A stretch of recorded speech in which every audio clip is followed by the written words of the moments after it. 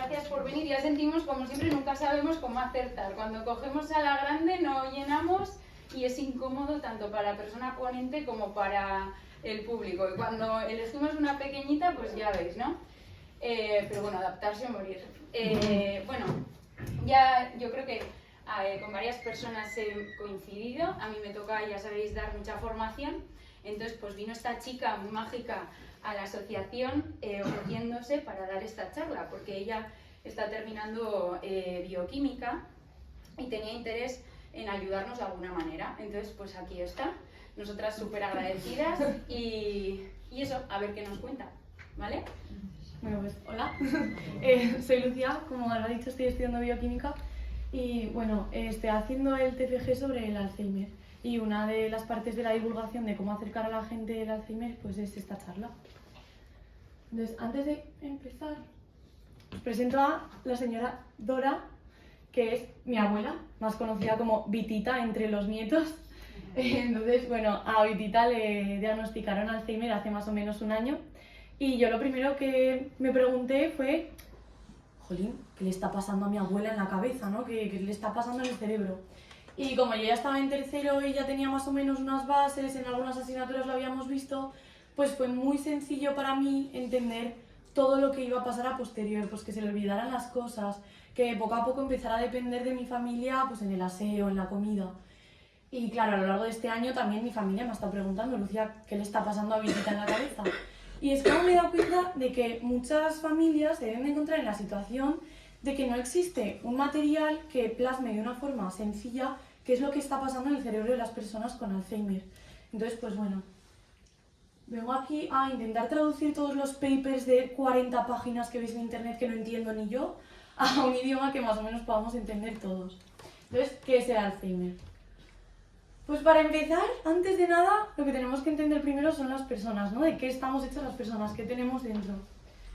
Pues estamos hechos de materia. ¿Y qué es la materia? Pues absolutamente todo. Es cualquier cosa que ocupe un espacio y tenga una masa. Y al igual que un puzzle está hecho de piezas, la materia está formada de partes que se llaman átomos. Y existen muchísimos tipos de átomos. Pues ahí tenéis el hidrógeno, el oxígeno, el carbono, el nitrógeno, pero también está el fósforo, está el zinc, está el azufre, hay muchísimos átomos. Cuando los átomos de distintos tipos o del mismo tipo se juntan entre ellos, forman una pieza más grande que son las moléculas o también subunidades, que ahora explicaremos por qué se llaman así. Y cuando las moléculas del mismo tipo o de distinto tipo se juntan entre ellas, forman las macromoléculas, macromoléculas más grandes. Entonces, cuando todos ellos se juntan, se organizan y se ordenan, lo que acaban formando son los seres vivos, las personas, nosotros.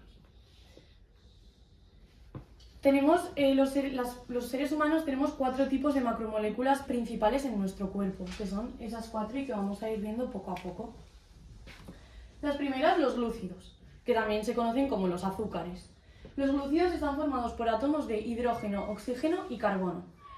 Según la disposición en que se junten y se ordenen estos átomos, forman unas moléculas o subunidades que son los monosacáridos. Y cuando muchos monosacáridos se juntan entre ellos es cuando forman los glúcidos. La función principal de los glúcidos en el cuerpo es darnos energía. Por eso cuando te comes una chuche te da así un chute de energía. La siguiente macromolécula son los lípidos, que están formados igual por hidrógeno, oxígeno y carbono, pero es que además tienen fósforo. Y ahí vemos que hay una X en subunidad, ¿no? Que no es como los monosacáridos que se juntan de una forma. Y esto es porque los lípidos, los átomos de los lípidos, tienen muchas formas distintas de juntarse entre ellos y de formar pues distintas piezas. Pero la característica que les une a todos ellos es que son insolubles en agua. Los lípidos son las grasas, los aceites, las ceras. Los lípidos tienen muchísimas funciones dentro del cuerpo, pero las dos más importantes son ser la reserva energética para cuando ya no tenemos glúcidos y formar la membrana de las células, que luego más adelante veremos qué son las células. Las siguientes son las proteínas, que están formadas también por hidrógeno, oxígeno y carbono, pero es que además tienen nitrógeno. Los átomos de las proteínas se pueden organizar y juntar de distintas formas y pueden llegar a crear en los humanos hasta 21 aminoácidos, que en la naturaleza son muchísimos más. Y cuando, según distintos tipos de aminoácidos se van juntando entre ellos, forman trocitos pequeños de proteínas, que se llaman péptidos. Y cuando los péptidos se unen es cuando forman las proteínas a su completo. Las proteínas son el tipo de macromolécula más diverso que tenemos en el cuerpo y con funciones más distinto que puede llegar a cumplir. He puesto ahí 3 funciones para que os hagáis un poco la idea. La estructural, pues que está también en las membranas de las células y les ayuda a dar forma a las células. Las de enzima, que las enzimas son como las herramientas que tienen las células para llevar a cabo sus funciones. Y luego los anticuerpos, que son proteínas que se unen a agentes extraños que podamos tener en el cuerpo para que nuestro sistema inmune los vaya a destruir. Y por último están los ácidos nucleicos, que para mí son las macromoléculas más complejas, porque están formadas por átomos de hidrógeno, oxígeno, carbono y además tienen nitrógeno y fósforo. Y es que además estos átomos se organizan de 3 formas diferentes. Los monosacáridos, al igual que en los glúcidos, las bases nitrogenadas y los fosfatos. Las bases nitrogenadas tienen nitrógeno y los fosfatos tienen un átomo de fósforo rodeado de oxígenos. Cuando esas 3 partes se juntan entre ellas, forman un nucleótido, que sería una subunidad del ADN o del ARN. Cuando muchos nucleótidos se juntan es cuando completamos los ácidos nucleicos.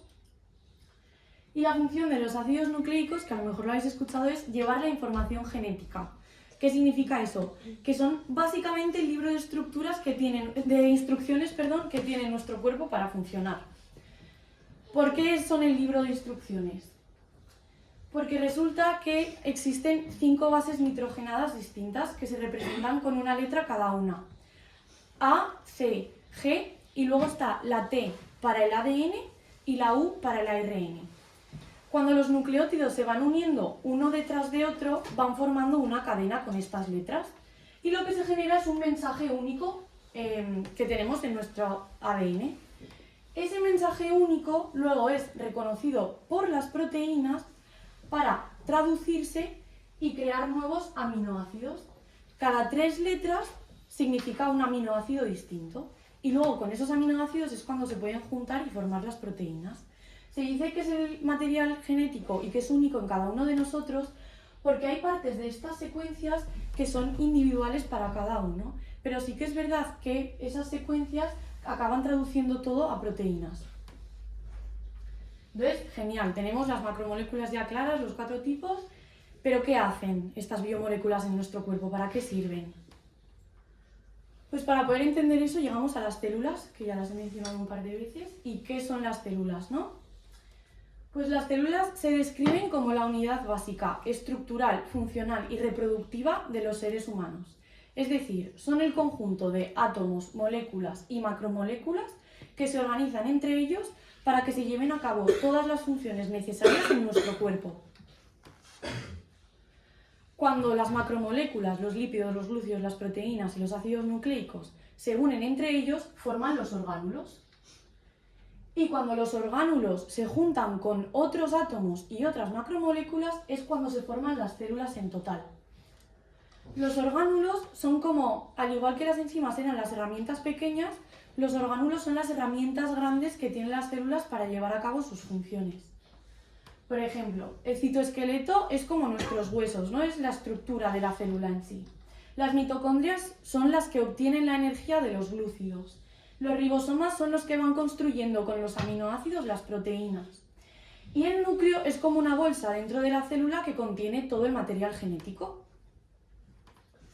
Entonces, de esta manera hemos conseguido empezar en los átomos, que es lo más pequeño de la materia, hasta llegar a los seres vivos, hasta nosotros.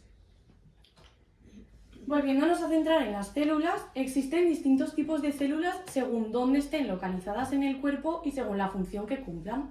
Por ejemplo, aquí tenemos una célula muscular, que es esta, y una célula del hígado, que es esta. Según la función y el lugar en el que se encuentren, tendrán unos orgánulos de un tipo u otros orgánulos de otro tipo. También lo importante de las células es que tienen capacidad reproductiva, que igual que los humanos podemos tener descendencia, las células también pueden tener descendencia. Y el proceso por el que pasa esto se llama división celular. Entonces, en este proceso lo que ocurre es que una célula duplica todo el material genético y todo el material, todas las macromoléculas, todos los átomos que tiene dentro. Cuando comprueba de que lo ha duplicado de forma correcta, se divide en dos, como 2 gotas. Y lo que obtenemos son 2 células hijas completamente iguales que la célula inicial que se ha empezado a dividir. Es importante marcar que no todas las células pueden dividirse y que los óvulos y los espermatozoides se dividen de una forma distinta, porque si no, en la fecundación se formaría una célula con el doble de material genético que necesitamos nosotros. Entonces tendríamos pues 4 brazos, 4 piernas, cosa que no nos apetece tener. Las biomoléculas, además de formar las células, también forman una red entre ellas que se llama la matriz extracelular, y son sobre todo de glúcidos y de proteínas. Esta red rodea todas las células y les permiten cumplir las distintas funciones, pues poder obtener los nutrientes que necesitan para desarrollarse, poder descartar hacia afuera los materiales de desecho que han generado. Son un soporte, las células no están flotando por el cuerpo, entonces la matriz sí sirve como para localizar esas células en las partes que tienen que estar. Pero es que además las células pueden comunicarse unas con otras, y la matriz extracelular, esa red, es lo que le permite esa comunicación. Una de las formas más comunes de comunicación entre células es la liberación de biomoléculas al medio. Una célula libera de su interior unas moléculas y otra célula o puede captarlas a su interior o puede ver que están ahí en esa red y activar algún mensaje en base a que las han reconocido. Otra forma de comunicación entre células es la comunicación eléctrica, que a mí lo más fácil para entender esto al principio es como un calambrazo. Una fila de personas, una persona se frota así un globo en el pelo, se carga con electricidad estática y toca al siguiente. El siguiente, como que tiene el calambrazo, ¿no? Se carga y le toca al siguiente. Entonces así pasa el mensaje de una célula a otra. Entonces, genial, macromoléculas, células. Parece que no tiene nada que ver esta charla con el Alzheimer, pero os prometo que llegamos al Alzheimer. Entonces, ya para adentrarnos más en él, ¿no? El sistema nervioso. ¿Qué es el sistema nervioso? Pues el sistema nervioso es el conjunto de órganos que, si pensamos en la imagen de antes, teníamos los átomos, las moléculas, las macromoléculas, todo, y salía células, luego por debajo están los tejidos y luego por debajo están los órganos. Entonces, el sistema nervioso es el conjunto de órganos que se encarga de que todo nuestro cuerpo y nuestra mente funcione de forma correcta. Tiene funciones desde el procesamiento de información, tanto del interior de nuestros órganos como del exterior, que has tocado algo o que te dicen algo. Procesas toda esa información con el sistema nervioso, emites un mensaje y eres capaz de generar una acción. También se encarga del funcionamiento motor y biológico de nuestro cuerpo, que nuestro corazón lata, que nuestro hígado funcione de forma correcta, que podamos mover los dedos. Y además de todas estas funciones que son como más biológicas, el sistema nervioso también se encarga de todas las funciones más mentales, de que se generen ideas y pensamientos, de que podamos sentir emociones, de que podamos tener una personalidad concreta, de que podamos desarrollar un aprendizaje. Entonces, en conclusión, en resumen, el sistema nervioso es básicamente el motor de todo nuestro cuerpo. Todo lo que tenga que funcionar correctamente tiene que empezar desde el sistema nervioso. Los órganos del sistema nervioso se pueden dividir en dos grupos según su anatomía. Está el sistema nervioso central, que está formado por el encéfalo y por la médula espinal, y está el sistema nervioso periférico, que está formado por los nervios. La diferencia de estos dos sistemas es que el sistema nervioso central, sus órganos, están rodeados por hueso, y que en el sistema nervioso periférico los nervios están repartidos por todo el cuerpo. Los órganos del sistema nervioso central y del sistema nervioso periférico trabajan en conjunto. Que tengamos los nervios repartidos por todo el cuerpo hace que todos los mensajes que podamos recibir lleguen al sistema nervioso para que sean procesados, allí se pueda emitir una respuesta y que esa respuesta pueda volver a llegar a todo nuestro cuerpo. Es como si los nervios del sistema nervioso periférico fueran una paloma mensajera y los órganos del sistema nervioso central fueran los que reciben la paloma y los que vuelven a mandar la paloma. Y luego también hay una división del sistema nervioso, que es el sistema nervioso entérico, que recoge todos los nervios que ejecutan las funciones del sistema digestivo. Vale. Además de la división anatómica de los órganos, también se puede hacer una división funcional, ¿no? Dividirse en grupos según las funciones que cumplan esos órganos. Y está el sistema nervioso somático, que es el que cumple las funciones voluntarias del cuerpo. Por ejemplo, que has cenado, te has echado y te has quedado dormido viendo First Dates y te tienes que levantar a la cama a echarte a dormir allí. Pues aunque no parezca voluntario, ¿vale? Es una acción voluntaria porque te levantas tú porque quieres y la lleva a cabo el sistema nervioso somático. Y luego está el sistema nervioso autónomo, que es el que lleva a cabo las funciones involuntarias del cuerpo. Y este a su vez se puede dividir en dos. en simpático y en parasimpático. El simpático es el que lleva a cabo las funciones en momentos de actividad, pues por ejemplo, regular la respiración cuando estamos corriendo, y el parasimpático es el que lleva a cabo las funciones involuntarias en momentos de reposo, pues cuando hemos comido y nos hemos sentado a descansar un poco, que nuestro corazón vaya al ritmo que tiene que ir. Y para entrarnos un poco más en profundidad en el sistema nervioso, vamos a hablar del encéfalo, que es un órgano del sistema nervioso central. El encéfalo está dividido en tres partes: cerebro, cerebelo y tronco cerebral, tronco encefálico, tronco, para los amigos. Entonces, el cerebro es la parte más grande del encéfalo. Tiene muchísimas funciones, ¿vale? Pero las que más le hacen distintivo es que se encarga de recibir y procesar la información obtenida con los sentidos, de desarrollar y gestionar todas las emociones y los sentimientos y de encargarse de todos los procesos de memoria y de aprendizaje. Luego el cerebelo se encarga en parte del movimiento motor de nuestro cuerpo y del equilibrio. Y luego el tronco se encarga de funciones automáticas como puede ser tragar saliva y también es un puente de comunicación entre el cerebro y el cerebelo. Vale, entonces, ¿de qué están hechos todos estos órganos, no? Porque hemos dicho que tenían que estar hechos de un tejido y ese tejido de unas células. Pues el tejido nervioso es el conjunto de dos tipos de células, de las neuronas y de las células gliales. Me diréis, ¿qué hace ahí un kart de Fórmula 1? Y es que a mí me parece que es el ejemplo más sencillo para poder entender el tejido nervioso. Imaginamos una carrera, ¿no?, de Fórmula 1 ahí. Las neuronas son los pilotos, Fernando Alonso, los que envían los mensajes, los que reciben los mensajes, los que procesan toda la información. Pero es que para que una carrera de Fórmula 1 funcione bien, tienen que estar los comentaristas de la carrera, tienen que estar el safety car por si hay un accidente, tienen que estar los mecánicos que cambian las ruedas en cada ronda. Y de todos esos procesos que son necesarios para que las neuronas funcionen, pero que son secundarios, se encargan las células de la glía. Hay muchas, ¿vale? Muchas células, pero no os preocupéis que vamos a ir de una en una para que entendamos las funciones. Vamos a empezar por las neuronas, que son estas de aquí de la izquierda. Como hemos dicho, las neuronas son las células principales del sistema nervioso y tienen dos partes muy características en su forma. La primera es el soma, que es el cuerpo y que recoge el material genético, por lo que tiene el núcleo. Y la otra parte son las neuritas, que son las prolongaciones de las neuronas. Según la función que tengan esas prolongaciones, se pueden dividir en dos tipos, las dendritas y el axón.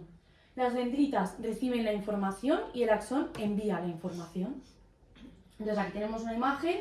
El soma sería esta parte de en medio, las dendritas serían los brazos estos que van así en rojo y el axón sería esto azul. Y sí que es importante remarcar que las neuronas solamente tienen un axón, pero que ese axón puede tener distintas ramificaciones. Vale, entonces, las neuronas reciben y emiten los mensajes, pero ¿cómo hacen eso, no? Se tienen que comunicar entre ellas. Y el lugar en el que se comunican entre ellas se llama sinapsis. Normalmente estas sinapsis están hechas por un axón y una dendrita. Es muy importante que tengamos en cuenta que las sinapsis no son zonas en las que las neuronas se unen o se tocan. Las neuronas no se tocan entre ellas, están muy cercas la una de la otra, pero no están en contacto. Entonces, esto es como se vería más o menos una red neuronal, ¿no? Entonces, todo súper bonito, una neurona al lado de la otra se comunican genial, pero ¿cómo? Si no pueden hablar. Pues lo hacen exactamente igual que todas las células, mediante la liberación de biomoléculas a la matriz extracelular y mediante impulsos eléctricos.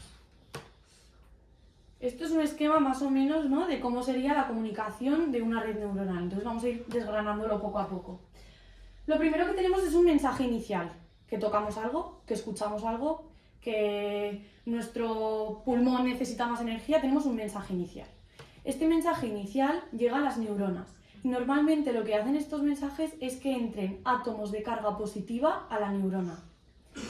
Lo que hace esto es que se genere una diferencia de electricidad dentro de la neurona que crea un impulso eléctrico que se llama potencial de acción.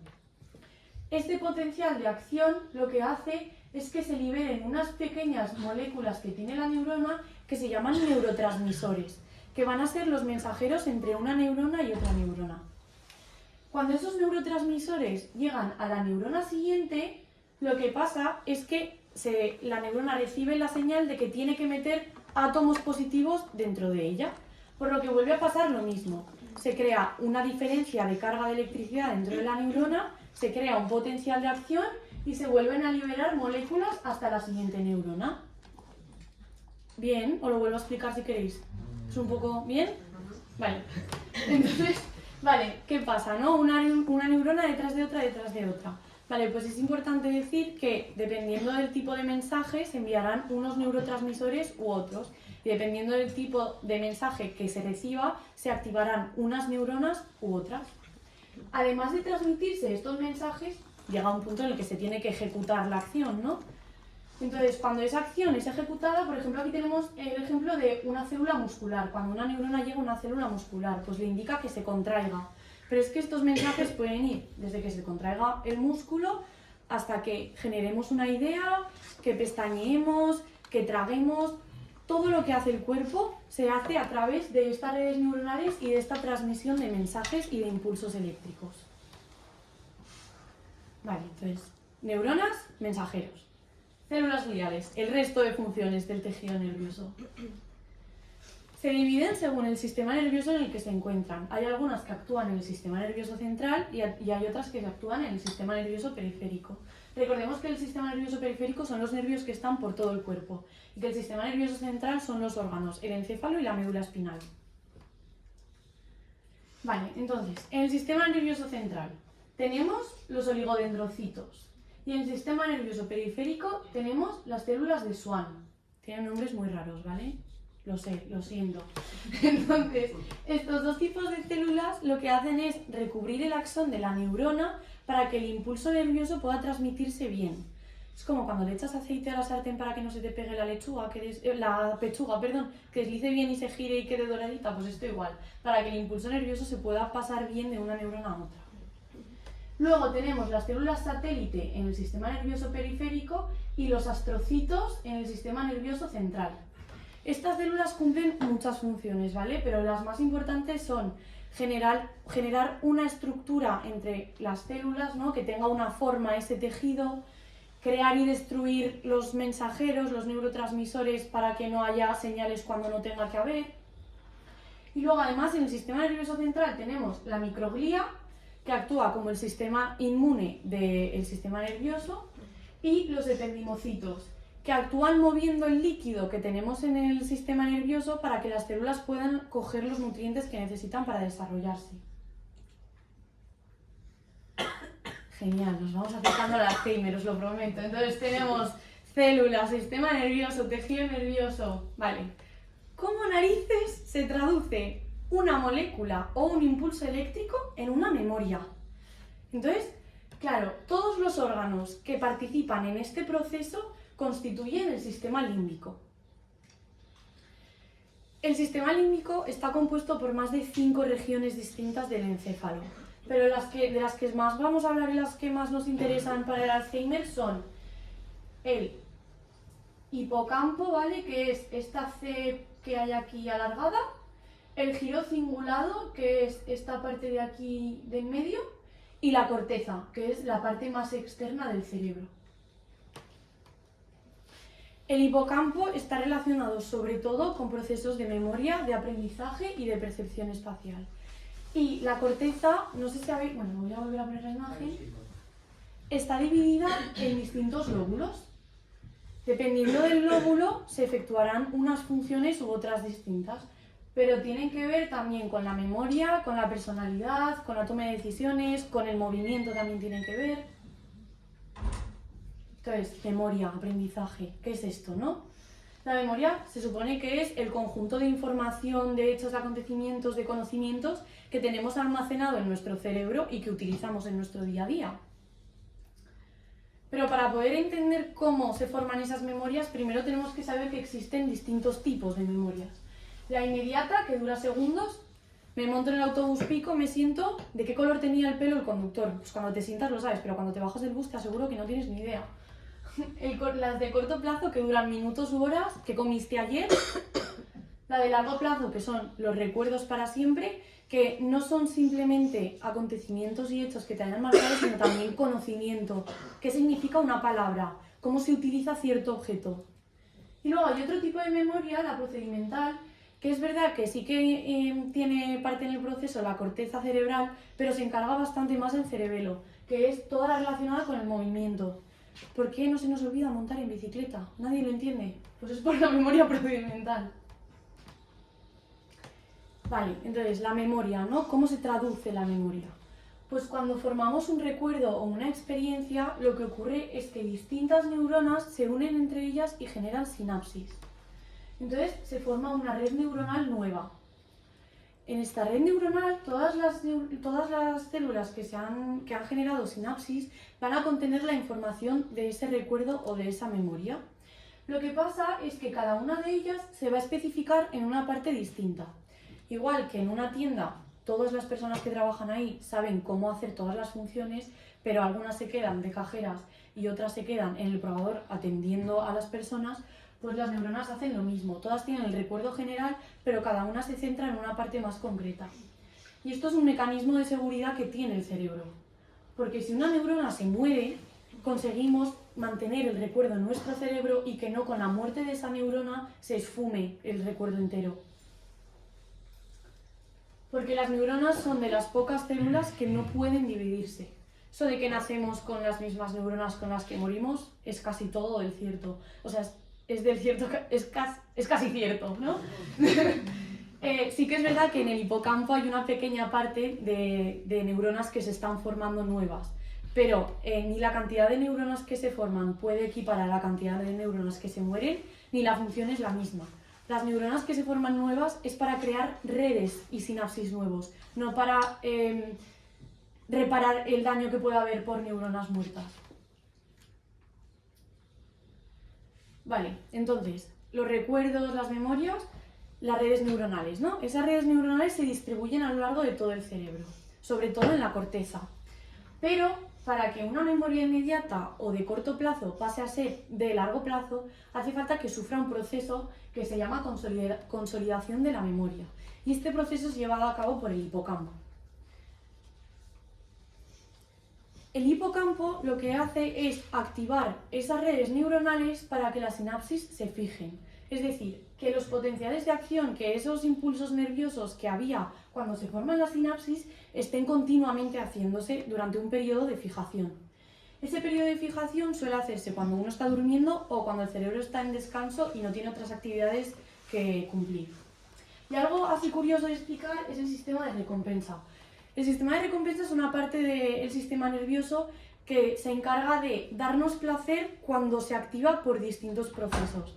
Por ejemplo, cuando comemos, nuestro sistema de recompensa se activa para que asociemos la supervivencia con algo placentero. O por ejemplo, las drogas, ¿no? Las drogas activan el sistema de recompensa y por eso generan adicción, porque nos producen placer.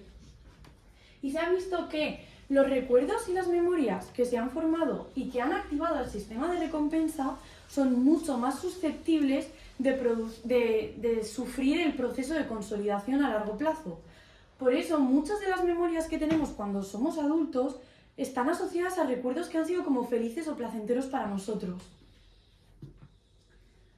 Vale, y luego la otra parte de la memoria, el aprendizaje, ¿no? Que al fin y al cabo son dos términos completamente unidos, son complementarios. El aprendizaje es la adquisición de la información y la memoria es la fijación de esa información en el cerebro. Y la otra gran parte del sistema nervioso, los sentimientos, las emociones, que en este caso es el giro cingulado el que mayoritariamente se encarga de esto. Sí que es cierto que hay muchas otras partes del sistema nervioso que tienen que ver en estos procesos, pero el que más se encarga es el giro.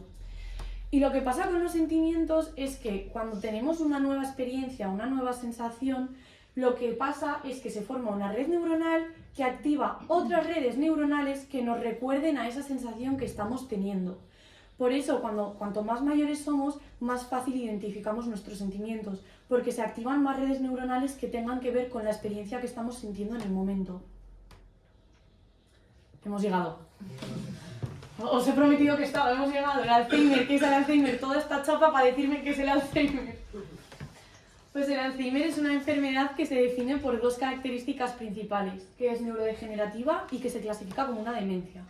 Neurodegenerativa porque se mueren unos conjuntos de neuronas concretos mediante unos mecanismos determinados, ¿no? No es una muerte aleatoria o no es que cada una se muera de una forma distinta, sino que hay unos mecanismos concretos. Y es una demencia porque a lo largo del curso de la enfermedad se nota un deterioro de la persona, tanto cognitivo, aprendizaje y memoria, ¿no? Como motor, que tengo ahí psicomotriz, que es equilibrio, que los movimientos sean un poco más mecánicos, y luego emocionales, pues esos sentimientos encontrados que puede haber en personas que tienen este diagnóstico. La enfermedad tiene 3 etapas distintas. Temprana, que es el inicio de la pérdida de la memoria, ¿no? Que empiezas como a olvidarte de las cosas, pero que las personas pueden seguir cumpliendo sus funciones diarias sin ningún tipo de problema. La media, en la que los pacientes empiezan a tener dificultades con las acciones del día a día, pues el aseo, por ejemplo, la comida, que es cuando los pacientes empiezan a ser dependientes de otra persona. Y la severa, que es cuando funciones básicas de los humanos, como puede ser respirar, como puede ser tragar, se van apagando en el cerebro de estas personas. Y todo esto ocurre porque la muerte de las neuronas va siendo progresiva. Cuantas menos neuronas muertas tienes, menos síntomas tienes. En la temprana va a haber muerte de neuronas, pero una muerte así leve. En la media va a haber neuronas de zonas que se encargan del movimiento, de las funciones básicas que van a morirse. Y en la severa hay una gran parte del cerebro que está afectada. Entonces, lo que vengo a explicar, ¿no? Mi punto fuerte, la bioquímica, qué es lo que está pasando en esas neuronas. Pues para poder entenderlo, primero un poco de historia, ¿no? La enfermedad se describe por primera vez en 1906, a que no sabéis por quién, Alois Alzheimer, súper original el nombre de la enfermedad. Alzheimer trabajaba con pacientes que tenían alteraciones mentales y en concreto una de sus pacientes, Auguste Deter, presentaba como unos síntomas muy característicos. La memoria seriamente dañada, la pérdida de conocimiento, pues eso, el uso de objetos que no sabía cómo se utilizaban, que no sabía qué significaban ciertas palabras, y más a posterior vio que tenía muchas dificultades motores y emocionales. Y cuando esta paciente murió, cuando Auguste murió, Alzheimer lo que hizo fue coger su cerebro y estudiarlo en el microscopio, y vio que había como 2 alteraciones muy marcadas en el tejido nervioso. Que en la red extracelular, en esa matriz extracelular, había unas cosas como que dañaban al tejido y que dentro de muchas de las neuronas muertas había como elementos, ¿no? Como unas cosas que no se veían en neuronas sanas. Y a día de hoy esa es la teoría que se sigue manteniendo como causante de la enfermedad, que existen 2 alteraciones principales en el Alzheimer, que son las placas beta-amiloide y los ovillos neurofibrilares. Entonces vamos a ir desglosándolas una a una. Las placas beta-amiloide, ¿qué son? Pues resulta que en las neuronas, en la membrana, en la zona del axón, hay una proteína llamada proteína precursora amiloide, APP para los amigos. La función de la APP todavía no está muy bien descubierta, no se sabe muy bien qué hace, pero sí que se ha relacionado con el desarrollo de las neuronas y con la formación de sinapsis nuevas.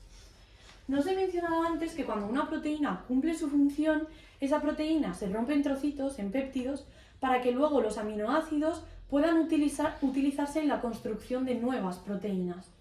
Entonces, cuando la APP cumple su función, que nadie sabe cuál es rota por 2 proteínas diferentes, 2 proteínas tijeras, vamos a llamarlas así. La alfa secretasa y la gamma secretasa. Cuando estas proteínas tijera rompen la APP, lo que hacen es liberar 3 trocitos distintos, de los que luego es más sencillo obtener los aminoácidos. Lo que se ve en pacientes con Alzheimer es que no actúa la alfa secretasa, sino que actúa la beta secretasa primero. Y esto lo que hace es que la APP se corta por un sitio distinto a con la alfa secretasa. Y se liberan 3 trozos, como antes, ¿no? Pero uno de ellos es diferente, este de aquí. Y este trozo, este péptido, se llama beta-amiloide.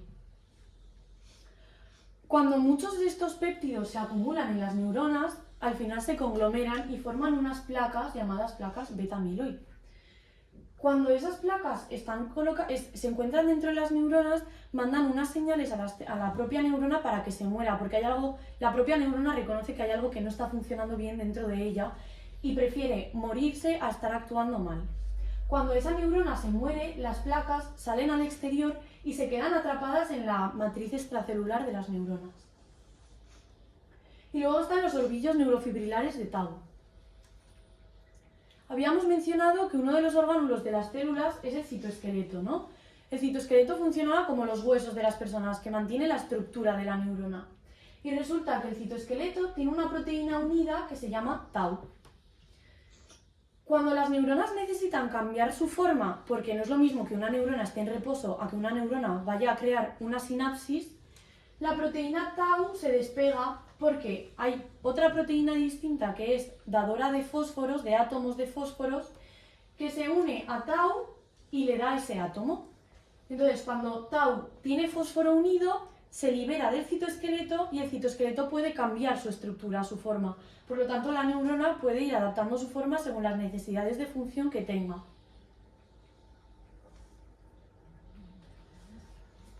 ¿Qué pasa en los pacientes con Alzheimer? Que esa proteína dadora de fósforos reconoce mucho a tau. Entonces, tau termina teniendo un montón de átomos de fósforos unidos, por lo que el citoesqueleto queda completamente libre en la neurona. Esa proteína tau hiperfosforilada, porque tiene muchos fósforos, lo que hace es unirse unas con otras y acaban formando unos ovillos, unos grupos que se llaman ovillos neurofibrilares de tau. Esos ovillos quedan dentro de las neuronas e impiden el buen funcionamiento de las neuronas, impiden que puedan comunicarse las unas con las otras y por tanto se formen sinapsis. Por tanto, tenemos las placas beta amiloide y los ovillos neurofibrilares, que hemos visto que generan un mal funcionamiento de las neuronas, una muerte de las neuronas y por tanto una pérdida de sinapsis, una pérdida de unión, de consolidación de memorias y de conocimiento. ¿Pero dónde? ¿Dónde se mueren estas neuronas? Pues primero se mueren en el hipocampo, que esto es muy importante mencionarlo porque, como hemos dicho antes, el hipocampo es el que se encarga de fijar las memorias a corto y a largo plazo, memorias inmediatas y cortas a largo plazo. Por eso, si el hipocampo se muere primero, en los pacientes al principio de la enfermedad vemos que pueden evocar recuerdos de hace 30 años, pero son incapaces de acordarse de lo que pasó hace 3 meses. Y esto es por el hipocampo, porque no está generando el proceso de consolidación de memoria en las redes neuronales nuevas. Y posteriormente se mueren las neuronas de la corteza y del giro cingulado. Por eso las dificultades motoras después, que se apaguen las funciones de tragar, de respirar y todos los desajustes emocionales que tienen las personas diagnosticadas. ¿Y por qué? ¿Por qué de repente la APP se corta mal? ¿O por qué de repente se fosforila tau de forma normal? Pues no se sabe. Es la magia del Alzheimer, que no se sabe qué es lo que hace que los procesos empiecen a funcionar mal. Sí que es verdad que se ha relacionado con un desajuste de neurotransmisores, de esos mensajeros, ¿no? Sobre todo de la acetilcolina, que es un neurotransmisor que está muy relacionado con los procesos de aprendizaje y de memoria. Lo que no se sabe es si la falta de esos neurotransmisores es lo que inicia el mal funcionamiento de los procesos o que haya un mal funcionamiento de los procesos es lo que hace que se genere un desequilibrio en esos neurotransmisores. Porque si las neuronas no están funcionando bien, entonces no pueden sintetizar bien los neurotransmisores, no se pueden pasar bien los mensajeros. Entonces, como no tenemos causa del Alzheimer, todavía no hay una cura del Alzheimer, porque no tenemos diana a la que apuntar. Pero sí que es cierto que se han desarrollado distintos medicamentos que pueden ralentizar el proceso y mitigar los síntomas. Hay como 2 grupos principales, que son estos dos. Los inhibidores de acetilcolinesterasa. Nombre feo, lo sé, todas las proteínas tienen un nombre muy feo, lo siento. La acetilcolinesterasa es una proteína tijera, como las que hemos mencionado antes, que se encarga de romper la acetilcolina. La acetilcolina era un mensajero en el aprendizaje y en la memoria, ¿no? Entonces, si bloqueamos esa tijera, si hacemos que la acetilcolina no se rompa, lo que estamos facilitando es que ese mensajero pueda seguir formando sinapsis nuevas, pueda seguir mandando el mensaje a nuevas neuronas.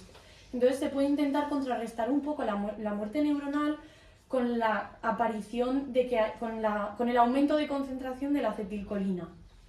Y los medicamentos más usados de inhibidores son el donepezilo, galantamina y ribastigmina.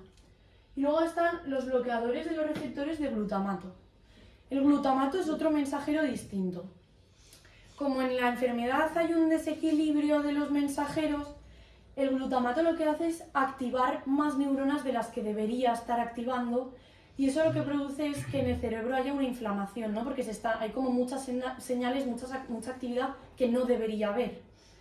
Y los bloqueadores de los receptores es que hacen tapar esa neurona a la que llega el mensajero. Entonces, si no te está llegando el mensajero, no te vas a activar. Entonces, mitigan un poco la inflamación que pueda haber en el cerebro de estas personas. Y es la memantina. Y luego también estos dos medicamentos se combinan con psicofármacos para intentar mitigar los síntomas que pueda haber emocionales. Antidepresivos, antipsicóticos, ansiolíticos, todo para que la persona que está diagnosticada tenga un desarrollo de la enfermedad mucho más estable y mucho más tranquilo. Y esa es la bioquímica del olvido. Así que si tenéis alguna pregunta, si queréis que les pase algo y lo vuelva a explicar, aquí estoy. Muchas gracias.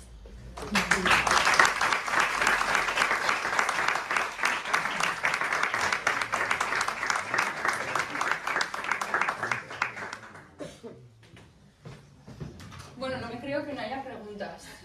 Porque... Sí, yo tengo una. ¿Por qué? Mi madre tiene Alzheimer y ya en un estado muy lamentable. Pero ¿cómo yo puedo empezar a reconocer, en el caso de mi madre, o yo misma, si tengo un comienzo de Alzheimer para ir a medicarme y que el médico me medique? El diagnóstico, ¿no? Pasarlo, sí. Vale. Hay una cosa muy mala de Alzheimer y de muchas enfermedades neurodegenerativas, que el diagnóstico final es post-mortem. Pero sí que es cierto que hay muchísimas pruebas antes que te pueden indicar que estás teniendo Alzheimer o que estás teniendo cualquier otra enfermedad neurodegenerativa. En el momento en el que, claro, uno de los mayores riesgos del Alzheimer es la edad, ¿no? Cuanto más mayor eres, más probabilidad tienes. Entonces sí que es verdad que en el momento en el que identificas pues pérdida de memoria, ¿no? Que de repente una persona que era, o sea, se acordaba perfectamente de todo, no tenía fallos en citas, no era despistada, está teniendo como en unos meses que se olvida de todo, que no sabe dónde deja las cosas, que está teniendo como problemas de recordar ciertos nombres, ciertos eventos que han ocurrido en el tiempo próximo. Entonces eso ya es un gran indicador. Ahora, hay muchas pruebas que miden como la memoria y tal, y con eso se puede hacer un primer diagnóstico. Ahora, a nivel de análisis de sangre y todo eso está todo en estudio, porque a día de hoy no se puede ver, pues la fosforilación de tau, por ejemplo, no se puede ver todavía en sangre. Entonces se está estudiando a ver qué pruebas clínicas específicas pueden servir como para el diagnóstico de Alzheimer. Ya, pero a mí, por ejemplo, ya hace un tiempo, yo también pienso que es por la edad, que sí que yo antes me acordaba de todos los nombres de todos los artistas, me acuerdo, y ahora pues me cuesta recordarlos, te digo la verdad. Y alguna otra cosa que digo, no sé dónde he dejado esto, que yo creo que es un poco también dado de la edad porque estoy pensando en otras cosas. Pero lo que no sé si es un principio... ¿Cómo identificarlo? Nosotras, no obstante, en la asociación siempre orientamos a acudir al médico de atención primaria para descartar, porque es verdad que muchas veces llevamos una vida muy atropellada, sí. Tenemos más problemas, estamos tomando algún fármaco, pues, antidepresivos o ansiolíticos, y todos esos factores también influyen en nuestra atención, nuestra memoria. Entonces, si tenéis cualquier preocupación siempre por descartar, nosotras orientamos a ir al médico de atención primaria con esa preocupación.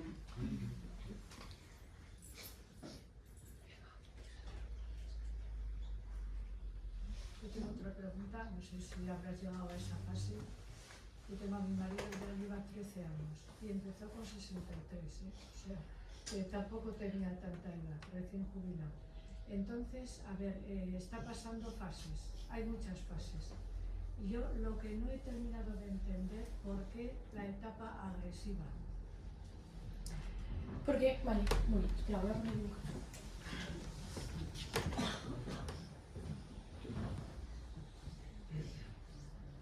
Vale. Entonces, a ver, voy a explicar con los dedos de las manos, con las manos, que es más fácil. Entonces, las manos, ¿no? Las utilizas, tienes los 10 dedos, todo genial. Imagínate que pierdes un meñique. Puedes seguir utilizando tu mano derecha perfectamente y la mano izquierda, más o menos, uno puede prescindir de un meñique más o menos, ¿no? Imagínate que pierdes el meñique y el pulgar de una mano. Ahí ya la mano derecha genial, pero la mano izquierda empieza a fallar un poco. Pues imagínate ahora que pierdes el meñique y el pulgar de las dos manos y solamente tienes estos 3 dedos en cada mano. Es mucho más complicado hacer esas funciones. Pues con el cerebro pasa un poco lo mismo, ¿no? Cuando se mueren neuronas que están en zonas pues que son de la memoria y del aprendizaje, ¿no? Que son las primeras partes, las neuronas que se encargan del movimiento, de acciones como tragar, respirar, no se ven afectadas. Entonces, esas neuronas pueden seguir cumpliendo su función perfectamente. Pero cuanto más se desarrolla la enfermedad, más neuronas mueren y más zonas se afectan. Entonces, además de tener las neuronas muertas en la parte de la memoria y del aprendizaje, tienes neuronas muertas en la parte del movimiento. Entonces, aunque tengas 3 dedos, va a haber movimientos que puedas hacer, pero va a haber cosas que no puedas hacer. Si tienes un grupo de neuronas en la parte de la corteza, ¿no? Que es un poco el movimiento del cerebro, que es, en el cerebro no porque no se mueren, pero en la corteza del cerebro, que se encarga del movimiento y se están muriendo, esas funciones ya no se van a poder cumplir por la persona, porque no tienes las neuronas que activen el mensaje de tienes que mover un brazo. Y eso, traducido muchas veces al tema de la agresividad, tampoco tienen esas neuronas que les diga, que es tu familiar, que no te está haciendo daño. No tienen esa capacidad de control. No saben lo que es correcto, lo que no. Entonces, por eso muchas veces responden pues sin lógica, ¿no? Sí, yo creo que tiene más que ver con toda la parte emocional. Claro, Claro, sí. por eso ella Eso. ha dicho también. Más que con Luego, lo claro, degenerativo eso. físico, con lo emocional. Claro, Aparte de, pero llegar a las partes del movimiento, llega la parte de las emociones. Sí. Entonces, en el momento en el que todas esas neuronas se empiezan a morir, no sabes reconocer qué es lo que estás sintiendo y como no te acuerdas de quién tienes delante, no puedes intentar, vale, estoy sintiendo esta emoción o estoy sintiendo esta, porque no tienes neuronas que te digan qué es lo que está pasando. lo degenerativo también influye en el tema Sí, emocional. sí, Al claro. final, las neuronas, pues como ha dicho, ¿no? Es que hay neuronas en nuestro cerebro y las necesitamos para vivir, para todo, ¿no? Entonces, yo siempre, quienes habéis estado conmigo en formación, ya sabéis que siempre comparo un poco con una manera de comunicarse como lo hacen los niños, esa agresividad, por ejemplo.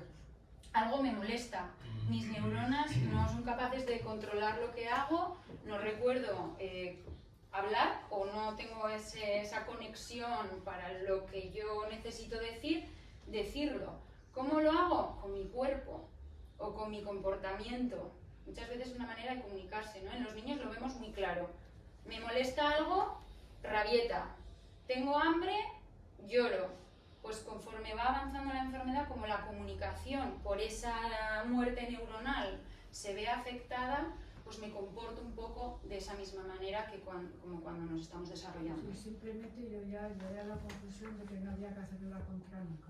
O eso por supuesto. Llevarle la corriente. Eso por supuesto. Entonces vas aprendiendo con el proceso. Sabes lo que necesitan. Entonces el proceso Se de cabrean, adaptación ¿no? lo tienes que ir haciendo tú. Pero todo tiene un sentido porque muchas veces en la asociación pues se oye mucho, ¿no? Es que parece que lo hace adrede, No, no, pero no. todo lo que nos ha dicho Lucía, esa muerte neuronal y todo lo relacionado, ¿no? Yo estaba... Claro, yo al principio con mi abuela era como, "Uf, ¿de verdad le estás hablando así a mi madre?". Es que luego piensas, pues es que no es su culpa, si es que no le está funcionando la parte del cerebro que le tiene que funcionar, es que no es su culpa. Claro, y es que dentro de todo ese cerebro, de todas esas neuronas, fijaros la cantidad de cosas de las que no os ha hablado, que a mí más de la mitad me sonaban como, bueno, lo di en bachiller, era eso, pero ya estaba... No simplemente piensas, es que no sé. Claro. No sé. Y todo eso pues de la muerte neuronal y de todos estos procesos que ha comentado Lucía. ¿Alguna cosita más? ¿Habéis salido con cosas claras o más bien con dudas? En plan bioquímica, cosas Bueno. claras. Yo el tema de la medicación sí que me interesaría bastante, que así desde el último paso que has dado. Yo tengo a mi madre con Alzheimer y la verdad que pues, contigo también, con la agresividad y todo esto, mi madre está igual. Pero el tema de la medicación es una de las cosas que ahora mismo es lo que más me llama la atención y cómo controlar a esa persona, ayudar. Porque como está enfermo no vas a poder controlarlo tú, sino a mediación con la medicación.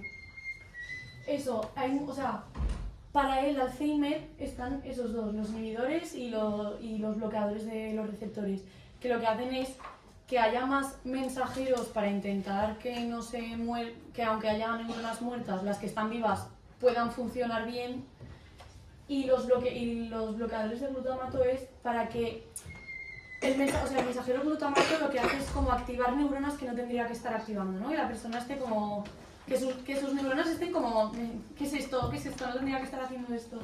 Y los bloqueadores lo que hacen es, para, tú no tienes que tener esta señal, tú tienes que estar ahora mismo en reposo. Entonces, eso es lo que hay ahora para el Alzheimer. Es cierto que se están desarrollando anticuerpos, que eso eran las proteínas que reconocían algo mal para que le intentemos atacar.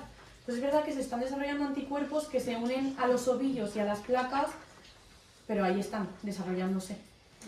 Y luego, para lo del comportamiento, claro, los psicofármacos. Es una parte muy gorda lo de los psicofármacos. Porque al igual que los mensajeros del aprendizaje, el glutamato y tal, están alterados, también los mensajeros que controlan las emociones y los sentimientos, la serotonina, la dopamina, todos estos mensajeros que son los que nos hacen estar felices o nos hacen estar tristes, también están desequilibrados, porque si no tenemos todas las neuronas, no se están produciendo de la forma que se tendrían que estar produciendo.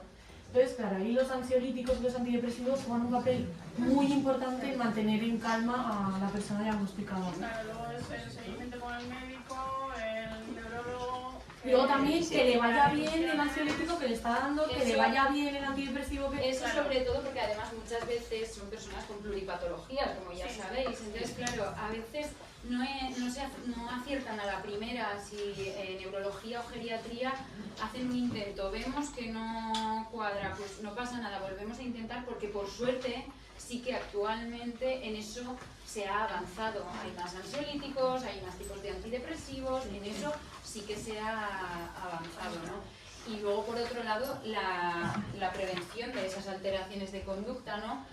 Como siempre os decimos, quienes venís a FAN estaréis ya hartos de oírnos, ¿no? Nos tenemos que meter en su mundo, tenemos que cambiar ese manejo, eso es lo difícil, porque muchas veces eso previene, en otras ocasiones no, pero en muchas sí. A mí me ha tocado con mi madre, bueno, ahora en la actualidad, mi madre, como está mal, pues sabe que toma 2 pastillas, se recuerda que todos los días toma 2 pastillas a la mañana y a la noche, pero claro, como tienes que aumentar o disminuir la medicación, pues necesitamos una medicación más potente para que esté más, porque está agresiva, está en estado agresivo. Entonces nos denegaron para darle una pastilla menos y no 3. Nos denegaron el servicio allí yo soy de Guipúzcoa, vivo en Navarra, pero mi madre está en Eibar, en Guipúzcoa. Y le denegaron el darle menos pastillas para que mi madre no responde mal.